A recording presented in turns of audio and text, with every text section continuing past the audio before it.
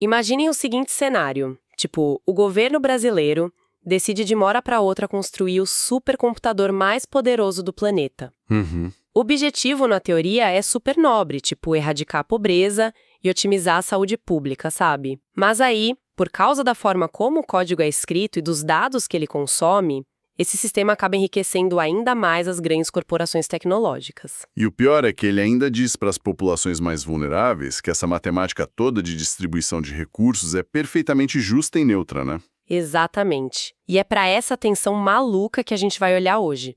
O Brasil lançou o seu Plano Brasileiro de Inteligência Artificial para o período de 2024 a 2028, com aquele apelido bem ousado, que é IA para o bem de todos. Um título de peso. Muito. E a grande questão, o nosso foco aqui, é tentar entender o que acontece quando um Estado com um histórico profundo de desigualdade coloca as mãos num algoritmo de poder quase absoluto. Olha, essa é a questão que transforma o que deveria ser só mais um documento técnico num campo minado, tanto ético quanto político. A base do nosso mergulho hoje é o apêndice 3 do livro A Filosofia da Inteligência Artificial, Certo. que disseca justamente esse plano governamental brasileiro. E os autores do livro deixam muito claro que eles não estão olhando para esse plano como uma planilha de orçamento, sabe? Sobre fibra ótica e servidores. Tá, não é uma análise puramente técnica. Nem um pouco. Eles leem isso como um manifesto filosófico mesmo. É uma declaração sobre qual é a visão de futuro do Estado e, de forma mais crítica, uma aposta de que a tecnologia pode ser o atalho definitivo para a justiça social. E antes da gente destrinchar os detalhes de como isso supostamente vai funcionar, eu preciso fazer um aviso bem fundamental para quem nos ouve. Acho que é prudente. Porque o texto que estamos analisando faz críticas estruturais bem pesadas, assim. Os autores questionam muito a dinâmica de lucro do mercado capitalista global e também batem forte nas estruturas de controle do próprio Estado. Sobra para todo mundo. Sobra para todo mundo. E o nosso papel aqui não é tomar partido, tá? Não estamos aqui para defender o governo ou as empresas. Nosso objetivo é relatar as ideias fascinantes desses pesquisadores de forma imparcial. Porque o salto que o Brasil está tentando dar é colossal, né? Gigantesco. A promessa é modernizar o país de vez. Mas a gente já viu várias ondas de modernização na nossa história que, no fim das contas, só modernizaram a exclusão. Perfeito. A história brasileira é cheia dessas modernizações conservadoras. E para a gente entender se a IA para o bem de todos vai quebrar esse ciclo ou só repetir ele mais rápido, a gente precisa olhar para a base da ideia. Que é aquela estrutura dividida em 5 eixos, não é? Isso. O governo quer fazer tudo ao mesmo tempo. Ele quer comprar máquinas gigantes, quer treinar pessoas, quer colocar IA nos hospitais e ainda fomentar startups privadas. A premissa oficial é que todas essas engrenagens vão girar juntas em perfeita harmonia. Mas os autores do livro não compram essa harmonia tão fácil assim, certo? Porque quando a gente pensa em inteligência artificial, é muito tentador usar aquela analogia do espelho. Sim, a do reflexo. Exato. Se você coloca um espelho gigante na frente de uma sociedade que é estruturalmente desigual, o espelho não conserta magicamente o reflexo. Ele só te mostra, com a precisão assustadora, exatamente o que já está ali. O perigo que eu vejo é assumir que o espelho é uma varinha mágica. Essa analogia do espelho é cirúrgica. E é justamente por isso que o texto alerta muito para o choque de lógicas dentro do próprio plano. É como construir uma casa com 3 arquitetos que não se falam. Como assim? O Estado quer construir uma infraestrutura fantástica para atrair inovação, o que é uma lógica puramente econômica, né? Ao mesmo tempo, ele quer usar essa mesma ferramenta para acolher cidadãos vulneráveis. Que seria uma lógica de assistência social. Exato. E os autores apontam que, na prática, essas lógicas entram em colisão o tempo todo. O mercado quer velocidade, escala e lucro. A justiça social exige tempo, contexto e redistribuição. E se você coloca essas duas forças para competir pelo mesmo supercomputador, a gente, historicamente, já sabe quem costuma vencer essa queda de braço. Historicamente, a lógica econômica esmaga a social. E isso nos leva ao ponto de partida prático desse plano gigantesco. O Brasil quer comprar um hardware bilionário, um supercomputador que ficaria entre os 5 maiores do mundo. Certo. E a palavra de ordem do governo para justificar esse gasto enorme é soberania tecnológica. E aqui eu confesso que fico um pouco confusa. Por quê? Porque pensa bem, se a gente compra um computador incrível de uma empresa estrangeira e aí roda nele modelos de linguagem que foram desenhados no Vale do Silício, treinados com lados inglês, com a cultura deles. Entendo onde você quer chegar. Isso não é soberania, nós seríamos apenas uma colônia digital com uma internet muito rápida. Como os autores resolvem esse buraco na lógica do documento? Eles resolvem introduzindo um conceito pesado chamado materialismo cognitivo. Eu sei que soa como jargão acadêmico, mas a ideia é super vital. O hardware em si não é neutro. A máquina física dita alguma coisa? Ela define as regras do jogo. Ela define quem tem o poder de fazer perguntas à realidade e o formato dessas perguntas. Mas ter o computador no nosso território é só o primeiro tijolo. A verdadeira soberania, segundo os autores, mora nos dados. Tá, então me explica melhor essa questão do dado estrangeiro versus o dado nacional. Qual é o perigo real de usar uma base de dados global para resolver um problema nosso, local? O perigo é a importação de uma ontologia externa. Ontologia, de um jeito bem simples, é como um sistema categoriza a realidade. Como ele enxerga o mundo? Isso. Se você usa um modelo treinado lá nos Estados Unidos para avaliar crédito ou risco social aqui, esse modelo carrega as premissas da sociedade deles.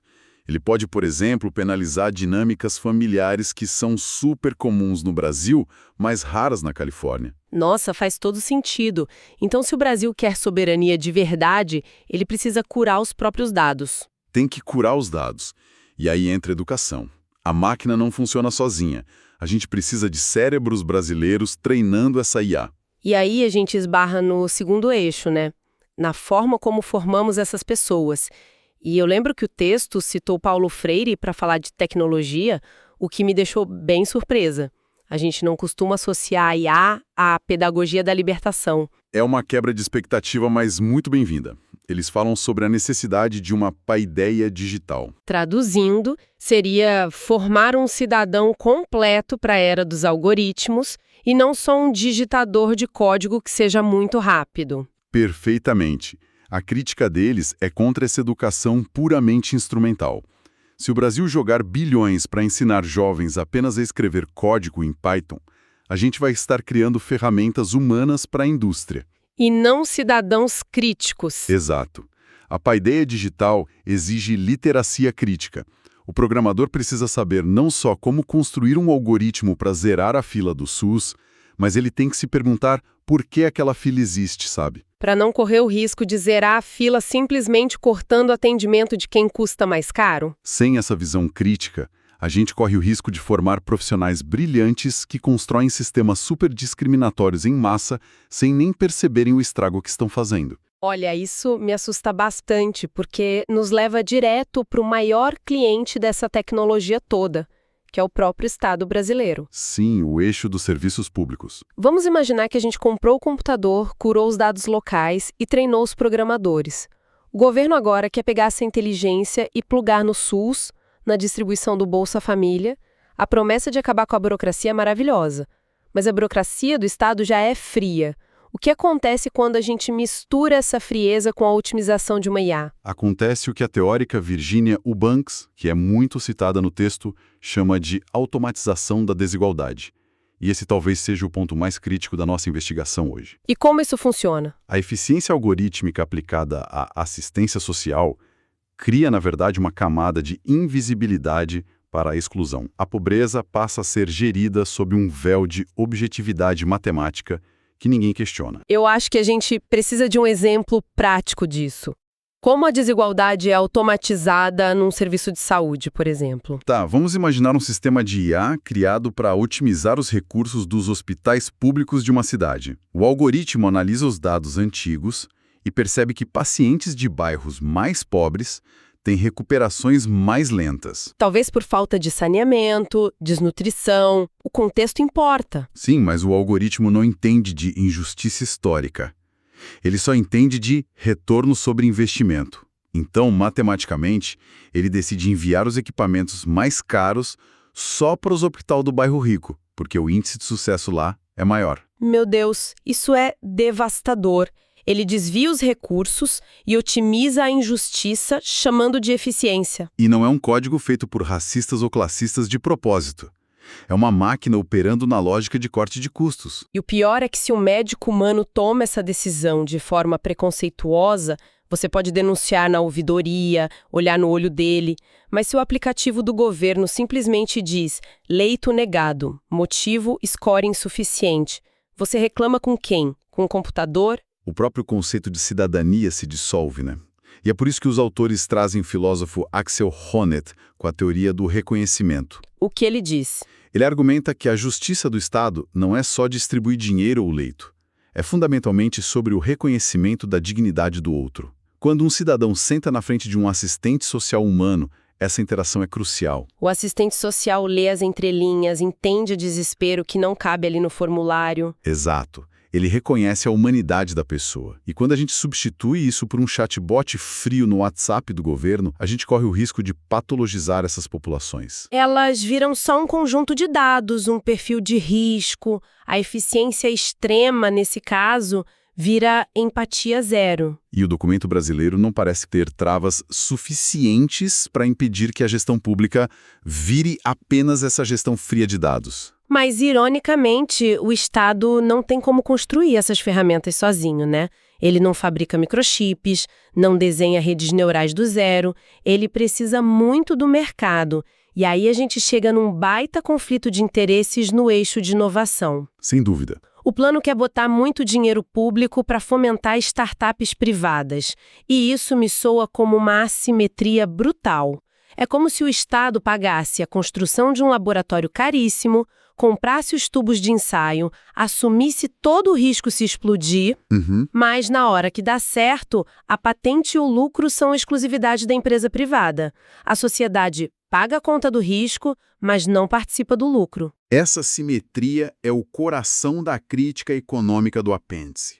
Eles recorrem ao conceito de destruição criativa do economista Joseph Schumpeter. Aquela ideia de que a inovação destrói o velho para construir o novo. Exato. O problema é que a IA vai extinguir categorias inteiras de trabalho muito mais rápido do que a economia consegue absorver essas pessoas. E quem está financiando o motor dessa destruição? O próprio Estado, com dinheiro dos impostos de quem vai perder o emprego. Pois é. Então qual é a alternativa? Porque simplesmente não inovar também não é opção, senão o Brasil é engolido pelo mercado global. A solução sugerida passa pela visão da economista Mariana Mazzucato. Se o Estado assume riscos enormes para fomentar a tecnologia, ele precisa criar mecanismos para que a sociedade capture parte desse valor. Tá, e como eles propõem fazer isso? Os pesquisadores sugerem algumas saídas bem radicais. A primeira é a ideia de bens comuns de dados, ou Data Commons. Como funcionaria isso? Porque hoje o modelo que a gente conhece é o que a Shoshana Zuboff chama de capitalismo de vigilância, né? A gente dá os dados de graça no celular e as empresas gigantes lucram. Exato. O capitalismo de vigilância privatiza o dado. Num Data Commons, se um algoritmo privado é treinado usando dados do SUS ou de mobilidade urbana, esse dado pertence à sociedade. Ele vira um recurso público. Sim, a empresa pode usar, mas pagando royalties ou retornando serviços de alto nível de graça para o Estado. O dado é tratado como uma riqueza natural, tipo o petróleo, e não lixo digital. Certo. Mas e as pessoas que vão perder o emprego no meio de toda essa transição? O texto fala de soluções para o desemprego em massa causado por essa destruição criativa toda. Fala sim, e é aqui que eles mencionam a renda básica universal. Nossa! A premissa é lógica. Se as máquinas treinadas com dados na nossa sociedade passarem a produzir muita riqueza, com quase zero trabalho humano, essa riqueza tem que ser redistribuída. Como uma renda mínima garantida para todo mundo. O ganho de produtividade não pode ficar com meia dúzia de bilionários. Exatamente. Mas espera aí, renda básica universal. Vamos trazer isso para a realidade do Brasil, sabe? A gente está falando de um país que mal consegue financiar saneamento básico em várias capitais, com um déficit fiscal enorme. É um choque de realidade. Como que o governo vai conseguir taxar empresas de tecnologia globais que são especialistas em fugir para paraísos fiscais, o suficiente para pagar um salário para cada motorista ou contador que for substituído por um algoritmo. Isso não é meio, sei lá, um devaneio utópico dos autores? Olha, é uma provocação muito válida da sua parte. E o texto não tem uma planilha ali provando como fechar essa conta amanhã de manhã. Imagino que não. Mas o que a filosofia faz não é dar o projeto de lei pronto, é alertar que o modelo atual é insustentável. Se a renda básica universal soa utópica financeiramente hoje no Brasil, mais distópico ainda é imaginar um cenário de desemprego estrutural de 30% sem nenhuma rede de proteção, com o Estado injetando dinheiro na tecnologia que causou as demissões. Faz sentido. A renda básica serve para botar o problema na mesa e forçar a pergunta de quem vai pagar a conta. Exatamente. O que nos leva para a última e talvez mais caótica peça desse quebra-cabeça, que é o eixo da governança. Sim, porque como a gente controla o monstro invisível que lança uma versão nova a cada 3 meses? A gente tem desemprego, sistemas opacos, dinheiro público em lucro privado. O plano fala em governança regulatória e comitês de ética, mas sejamos sinceros, o Congresso demora anos para aprovar uma lei simples. Um guia de boas intenções é suficiente para segurar a onda? A resposta curta dos autores é não, nem de longe. Eles resgatam um conceito brilhante do jurista Larry Lessig, que cunhou a expressão Code is Law. O código é a lei. E como um código vira lei na prática se não passou por nenhum político? Pense na arquitetura de um aplicativo. Se o software do seu banco não tem um botão para contestar uma taxa, aquela taxa é a lei absoluta no seu universo ali. O código restringe o que você pode fazer muito mais rápido e de forma mais rígida do que a Constituição. Nossa, pior que é verdade. Se o Brasil não tiver uma regulação formal, com poder de auditoria externa e multas pesadas, a arquitetura técnica da empresa que vender a IA para o governo vai virar a lei do país na prática. Porque guias de ética, o papel aceita tudo, né? Eles não impedem um sistema de negar crédito de forma enviesada se isso der muito lucro. Exato. Mas toda vez que a gente fala em regulação dura, o mercado grita dizendo que vai sufocar a inovação e o país vai ficar para trás. É o argumento padrão. Como o texto lida com esse embate entre inovar rápido e regular com firmeza? Eles enxergam isso como um choque entre duas visões filosóficas. De um lado, o utilitarismo do Vale do Silício, aquele famoso mova-se rápido e quebre as coisas. Que aceita o dano a alguns pelo suposto benefício de muitos no futuro. Isso. Do outro lado, os autores defendem uma visão mais kantiana, focada no dever moral e na proteção absoluta da dignidade humana, independentemente do lucro ou da velocidade. Isso soa um pouco abstrato. Qual seria um exemplo prático desse choque aplicando a IA aqui no Brasil? O reconhecimento facial massivo na segurança pública é um ótimo exemplo. O utilitarista olha e diz: olha, se a gente espalhar câmeras com IA em todas as ruas, vamos prender 20% a mais de suspeitos. Vale a pena, mesmo que o sistema erre e prenda injustamente pessoas negras com mais frequência. O ganho geral compensaria os erros, na visão deles. E a visão kantiana? A visão kantiana bate na mesa e diz: não. A liberdade e a dignidade de um único cidadão inocente não podem ser violadas como dano colateral para otimizar um sistema.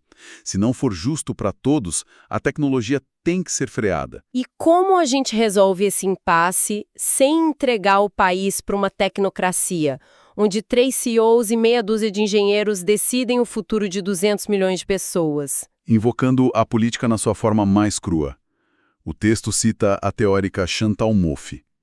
Para ela, a democracia não pode ser um clube calmo de especialistas chegando a consensos técnicos de portas fechadas. Tem que haver debate real. Tem que institucionalizar o conflito. As vozes que vão sofrer com a IA, o morador de periferia que sofre com policiamento preditivo, o paciente do SUS, o trabalhador que perde a vaga, precisam estar na mesa de regulação com poder de veto. Não só como convidados para bater palma em comitê, tem que estar com a caneta na mão. Perfeito. A IA não é um problema de engenharia, é um campo de batalha político. E é exatamente com essa visão que a gente precisa amarrar tudo o que conversamos hoje para quem está nos acompanhando. O Plano Brasileiro de IA para o Bem de Todos é fascinante porque não é um roteiro com um final feliz garantido. É um experimento de altíssimo risco, sabe? Concordo plenamente. E a beleza de analisar isso pela lente da filosofia é que ela nos dá vocabulário para não sermos passivos. Ela tira a tecnologia desse pedestal mágico e coloca no meio da praça pública para a gente debater. A tecnologia tem que servir ao que decidimos coletivamente. Exatamente. A função de ler um plano desses criticamente é perguntar o tempo todo: IA para o bem de quem? E quem vai arcar com os custos quando falhar? Pois é, e para encerrar a nossa jornada de hoje, eu queria muito deixar um pensamento final com a nossa audiência. Uma provocação baseada nessa ideia de que os dados carregam a alma do nosso passado. A gente estabeleceu que o modelo aprende padrões históricos, certo? Certíssimo. E nós sabemos que o passado estrutural do Brasil e das burocracias é cheio de ineficiências irracionais e desigualdades monumentais. Agora, tentem visualizar isso. O Estado constrói o seu mega supercomputador. Alimenta essa máquina com todos os dados econômicos e sociais do país.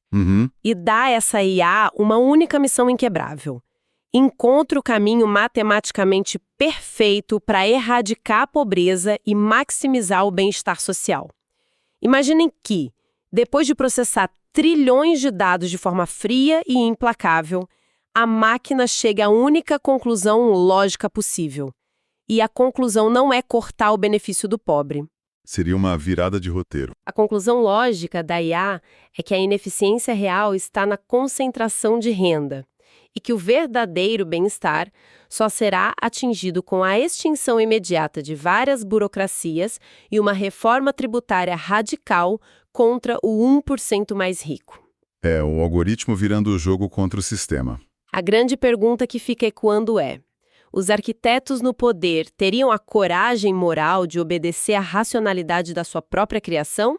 Ou será que o cabo de energia seria puxado da tomada no exato milissegundo em que a inteligência artificial se tornasse justa demais para o conforto de quem realmente manda?